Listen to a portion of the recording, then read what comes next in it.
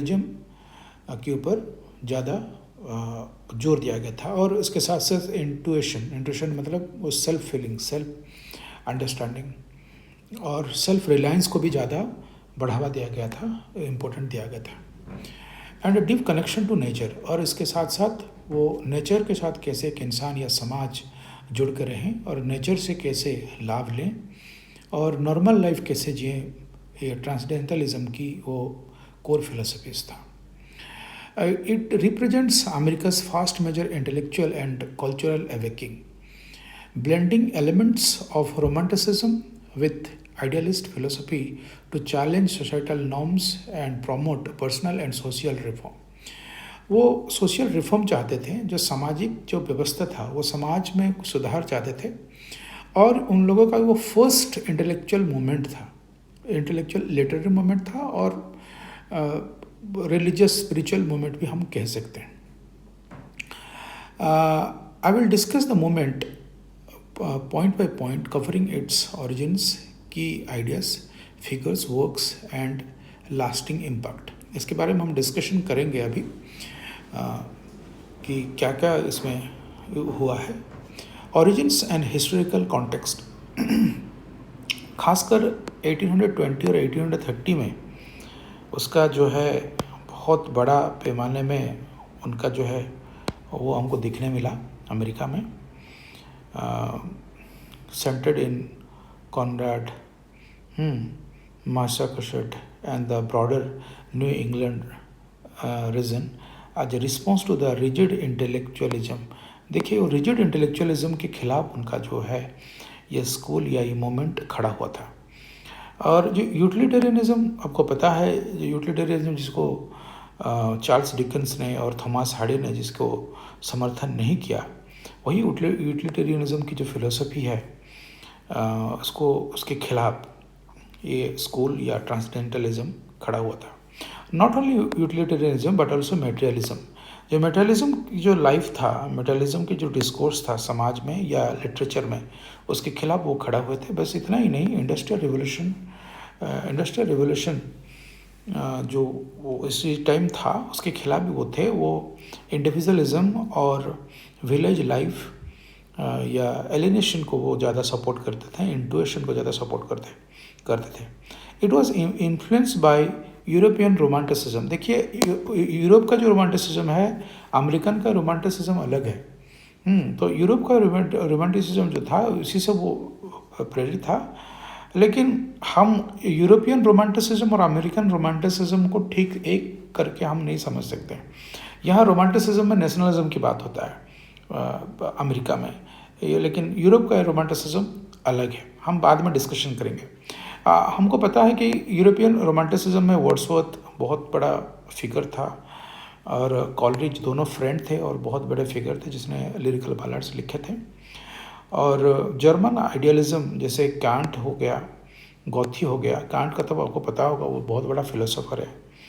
और eastern philosophies, Hinduism and Confucianism. Hinduism और Confucianism in the sense Bharat की भी कुछ जो है कुछ फिलोसफीज़ को वो लोग लिए थे। जैसे कि आपको पता है ब्रह्मा करके एक पोइम लिखा गया था, उसी मतलब ट्रांसडेंटलिज्म को शो करने के लिए। लेकिन ऐसा नहीं कि हिंदुज़म जो हम मानते हैं वही चीज़ को वो डिपिक्ट कर रहे हैं, ऐसा नहीं है। उनका जो सोच है हिंदुज़म के ऊपर वो अलग है। हम कभी डिस्कशन करेंगे ब्रह्मा, अगर हम कभी डिस्कशन करेंगे तो वो सब आएगा। और American प्यूरिटनिज्म but adapted these to fit the young nation democratic ethos and expansive landscape. इसके बारे में उसका था। The movement across amid social changes like urbanism, जिसे मैंने कहा कि urbanism, slavery, debates and women's right advocacy, women right advocacy हुआ, prostituting itself as a counter to Calvinist doctrines and empirical rationalism by prioritizing spiritual institution over organizational religion and sensory evidence। ये बहुत important है, इसको मैं underline कर देता हूँ। empirical rationalism, empirical rationalism by prioritizing spiritual intuition। देखो, spiritual एक अलग बात है। जब हम जब हम जब हम स्पिरिचुअलिज्म की बात हम करते हैं तो स्पिरिचुअलिज्म और रिलीजन जो है वो अलग अलग है। जब हम रिलीजन की बात करते हैं वो अलग है, वहाँ वो रिलीजन की बात नहीं करते हैं, वो स्पिरिचुअलिज्म की बात करते हैं। जैसे मैंने कहा कि ब्रह्मा एक पोइम है और ये ट्रांसेंडेंटलिज्म की जो डिस्कोर्स है उसका थीम है वो दिखाता है। तो हम और इसमें ब्रह्मा में कोई हिंदुज़म की फ़िलोसफी को भी डिपिक्ट किया गया है। तो कभी कभी हम मान लेते हैं कि हम ये सोच लेते हैं कि शायद वो हिंदुज़म को सपोर्ट कर रहे हैं। नहीं, हम जिस पर्सपेक्टिव में हिंदुज़म को समझते हैं वो ऐसे समर्थन नहीं करते हैं। उनका जो समर्थन है ये इंडिविजुअलिज्म की बेस पर आधारित है। और देखो यहाँ लिखा गया है ऑर्गेनाइज्ड रिलीजन। ऑर्गेनाइज्ड रिलीजन का मतलब है हम ऐसे बोल सकते हैं इंस्टीट्यूशनल रिलीजन। जो भी रिलीजन इंस्टीट्यूशन हो गया, इंस्टीट्यूशन इन द सेंस हज़ार लोग उनको मान रहे हैं, उनका एक चर्च है या फिर मंदिर है और उनका कोई फिलोसफी है, उसको मानना ही पड़ेगा। आपको संडे में ये करना होगा, मंडे में ये करना होगा, संडे को आप ये नहीं कर सकते हो। उनका कोई फादर होगा, कोई प्रीस्ट होगा, वो कुछ बोलेगा तो आपको मानना होगा। उसको कहते हैं ऑर्गेनाइज्ड रिलीजन या इंस्टीट्यूशन, रिलीजन ऑफ इंस्टीट्यूशन, जिसके खिलाफ वो स्कूल इसी समय में वहाँ अमेरिका में या न्यू इंग्लैंड में खड़ा हुआ था। की कैटलिस्ट क्या कहते, the formation of the transcendental club in 1836, वो क्लब तैयार किया था। जैसे कि हम जानते हैं कि इंग्लैंड में भी बहुत सारा क्लब्स तैयार होता है, बनाते हैं। क्यों बनाते हैं? लिटरेरी डिस्कोर्स को, जैसे बूम्सबरी क्लब हम कहते हैं। तो यहाँ कौन कौन है? Ralph Waldo Emerson and others which met informally to discuss ideas and publish in the dial magazine. Dial magazine करके एक मैगज़ीन वो लोग पब्लिश कर रहे थे और डायल मैगज़ीन में ज़्यादातर वो जो फिलोसफी हम अभी डिस्कशन कर रहे हैं वही चीज़ को वो डिपिक्ट कर रहे थे। डिफरेंट फॉर्म में, डिफरेंट आर्टिकल की जरिए से, डिफरेंट राइटिंग्स की, डिफरेंट वर्क्स की जरिए से वो कर रहे थे। और यहाँ डेट मेंशन किया गया है, वो 1840 से 1844 4 साल तक वो पब्लिश होता रहा है। और हम देखेंगे आगे उसका जो है की प्रिंसिपल्स एंड फिलोसफी। दो central to transcendentalism was the believe in an inherent goodness of people and nature. देखो ये जो मैं कह रहा था वही चीज़ को वो डिपिक्ट कर रहे हैं। जो इनहेरेंट है मतलब जो इंसान पैदा होता है वो बचपन से ही वो अच्छा होता है, लेकिन वो अपने आप को जानने की ज़रूरी है। और ये इनहेरेंट है, ये गुडनेस इनहेरेंट है। एंड पीपल एंड नेचर हम दो तरीके से समझ सकते हैं। एक नेचर, जो नेचर हम देखते हैं, और nature of people as well, ऐसे हम उसको समझ सकते हैं। विथ इंट्यूशन एंड ओवरसोल देखो universal spirit connecting all beings. यहाँ जो ओवरसोल की बात है, ओवरसोल कोई गॉड नहीं है।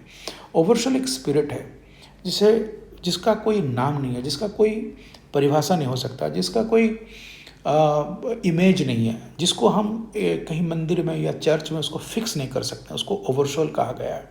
और इसीलिए इमर्सन ने एक पॉइंट, जो मैं ब्रह्मा की बात कर रहा था, ब्रह्मा में भी ओवरसोल की बात इसने करा है।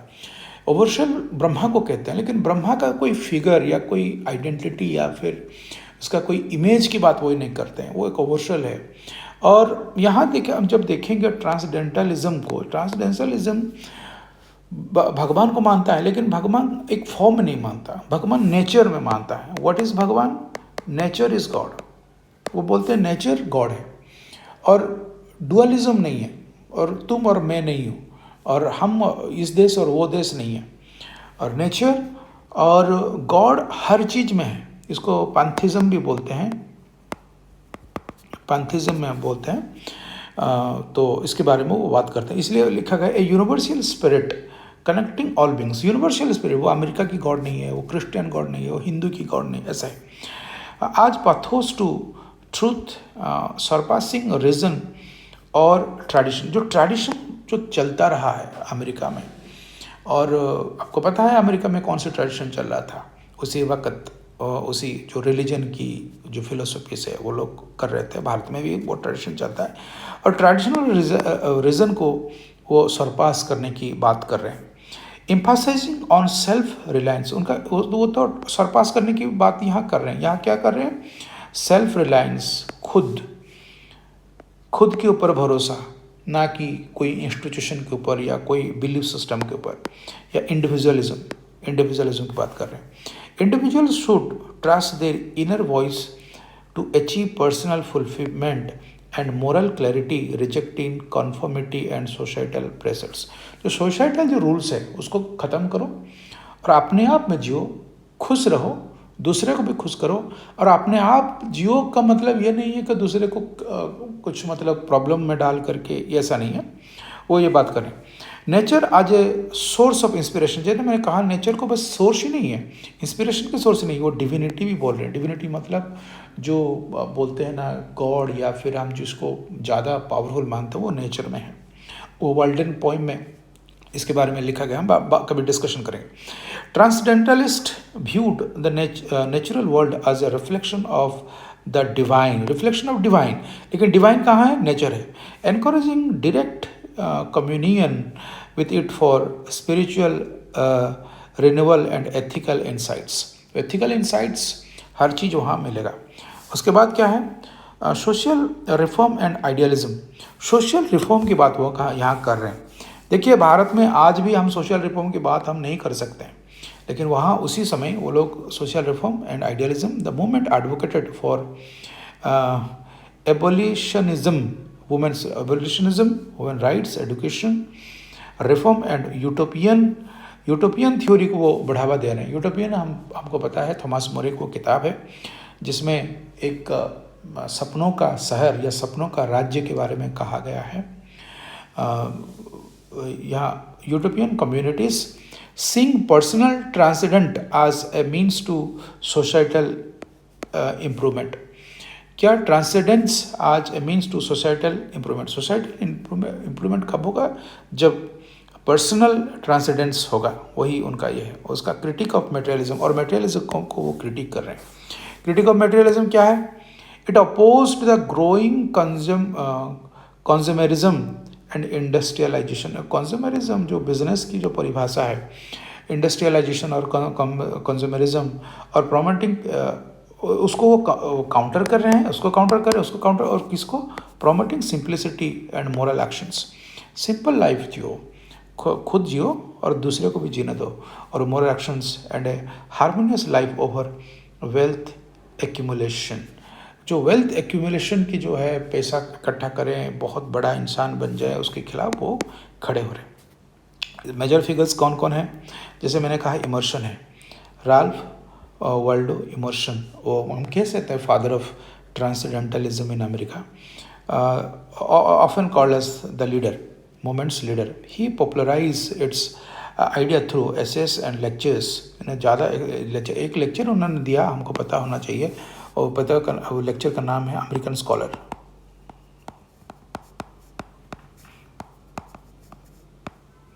और ये लेक्चर उन्होंने दिया एक यूनिवर्सिटी में, लेकिन बाद में ये टर्न ऐसे हो गया,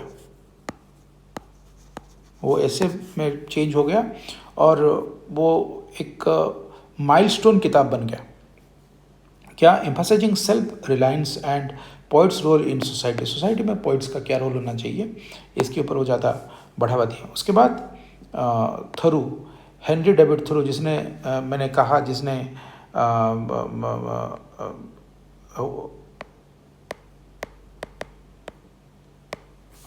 एक पोइम लिखा, एक नॉवेल लिखा, वर्ल्डन। तो ए प्रैक्टिकल ट्रांसेंडेंटलिस्ट, और ये फ्रेंड था, फॉलोवर भी था, इमर्शन का वो फ्रेंड भी था और ये फॉलोअर भी था। Known for his experiment in simple living of Walden. जिन्हें मैंने कहा वाल्डन पॉइंट में पहले वो रहा कितने दिन? 2 साल 2 महीना 2 दिन रुका वहाँ और एक्सपीरियंस लिया। उसके बाद वो एडवोकेसी किया, civil disobedience against unjust laws. Unjust law जो मैंने वो कहा ना, सामाजिक जो व्यवस्था है उनके खिलाफ वो उनका जो आंदोलन चल रहा था वो वहाँ बोल रहा है। उसके बाद Fuller, Margaret Fuller, a feminist pioneer, she edited the Dial, जो जर्नल के बारे में हम 4 साल तक पब्लिश हुआ था, इसकी जो Dial, and wrote women in the 19th century expanding transcendentalism to include gender equality and intellectual freedom for movement. यहाँ फुलर की बहुत बड़ी भूमिका हो रहा है। फुलर ने क्या करा यहाँ, फुलर एक लड़की है, औरत है, इसने क्या किया, वुमेन राइट्स को ट्रांसडेंटलिज्म के साथ कनेक्ट कर दिया। वहाँ फर्स्ट ट्रांसडेंटलिज्म इंडिविजुअलिज्म के ऊपर आधारित था। फुलर ने क्या किया, वो अपने तरीके से लिखी और ऐसे कर दी कि ट्रांसडेंटलिज्म इज इक्वल टू, और इट इज आज is it the right of women और फेमिनिज्म, ऐसे वो कर दिया। अदर नोटेबल्स जैसे कि आलकॉट हो गया, एजुकेशन रिफॉर्मर है, और पार्कर है, एबोलिनिस्ट मिनिस्टर, वॉल्ट वाइटमैन है। वाइटमैन हमको पता है, जो कि बहुत फेमस एक किताब लिखा, भारत के बारे में भी लिखा, पैसेज टू इंडिया, और इन्हें लिव ऑफ ग्रास लिखा। Poet who extended idea into free words, and Elizabeth Peabody, published and educator, publisher and educator, important works देखेंगे। इमोशन का जो नेचर और ऐसे है, treating nature as symbol of the spirit and calling for a new American vision. Emerson एक नया सोच के लिए यहाँ दे रहे। और मैंने जो कहा, अमेरिकन स्कॉलर, ये बहुत ही फेमस किताब है, बहुत ही फेमस ऐसे है। ये एक्चुअली स्पीच है, बाद में वो ऐसे बना गया। A speech urging intellectual independence from Europe. यहाँ इंटेलेक्चुअल इंडिपेंडेंस की बात किया जा रहा है। वहाँ जो है, जैसे भारत में 1947 में जो आज़ादी था, वो था पॉलिटिकल आज़ादी हम कह सकते हैं। यहाँ वो देश तो बहुत पहले आज़ाद हो चुका था, वहाँ वो इंटेलेक्चुअल इंडिपेंडेंस की बात कर रहे हैं। डिफाइनिंग स्कॉलर आज मैन थिंकिंग।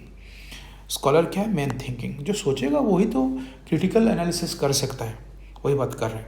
उसके बाद थरू वर्ल्डन, मैंने जो कहा, वर्ल्डन लिखा 1854 में, reflective account of solitary life in nature, critiquing society and promoting self sufficient.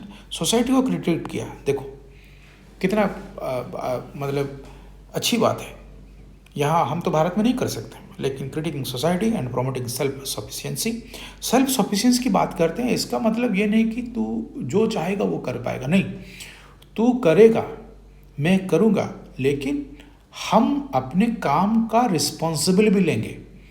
लेकिन आज़ादी है, समाज, सोसाइटी या फिर कोई इंस्टीट्यूशन हमारे ऊपर दबाव नहीं डाल सकता।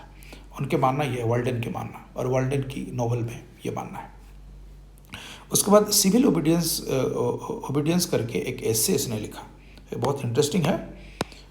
वो एसे लिखा, और इस एसे में क्या है,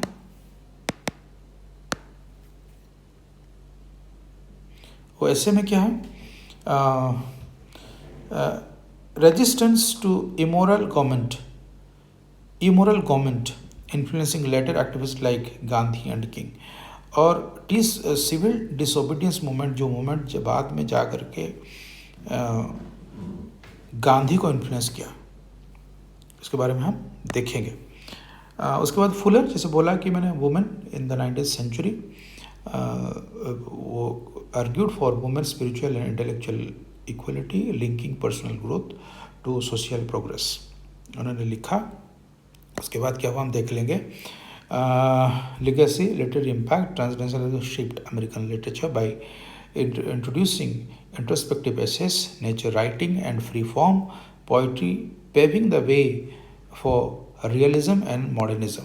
वो मॉडर्निज्म और रियलिज्म की एक शुरुआत वहाँ से दिख रहा है। बस इतना ही नहीं, फ्री फॉर्म, जैसे कि फ्री फॉर्म के लिए विटमैन बहुत जाने माने हस्ती है, वो आते हैं कहाँ, पोइट्री में। और इस बस इतना ही, लिटरेरी मूवमेंट ही नहीं, सोशल रिफॉर्म की बात कर रहे हैं। It fuelled abolitionism, feminism, environmentalism with ideas echoing in civil rights movement and modern ecology। ये सब यहाँ फ्लरिश कर रहा है, दिख रहा है। उसका क्या फिलोसफिकल रिच है? इन्फ्लुएंस्ड एग्जिस्टेंशियलिज्म, ठीक है, सात्रे जिस बात कमियो, अल्बर्ट कमियो जिसकी बात कर रहे हैं, existentialism, pragmatism and New Age thought promoting optimist and human potential in American culture, ये बात यहाँ कर रहे हैं। उसके साथ साथ global resonance, its emphasise on individualism and nature inspired international figures and movements from Indian independence to contemporary mindfulness practice. Decline and criticism, ये लास्ट पार्ट है, हम उसको देख लेते हैं थोड़ा अच्छे से। The movement waned by 1850 due to the Civil War, और सिविल वॉर आपको पता है 1850 में हुआ, और disruption, internal division, and the rise of more pragmatic philosophy through its ideas persisted. Criticism abused of elitism, mostly white, educated man, empirical idealism, and in addressing systemic issues like slavery head-on. Despite this, translation remains a cornerstone of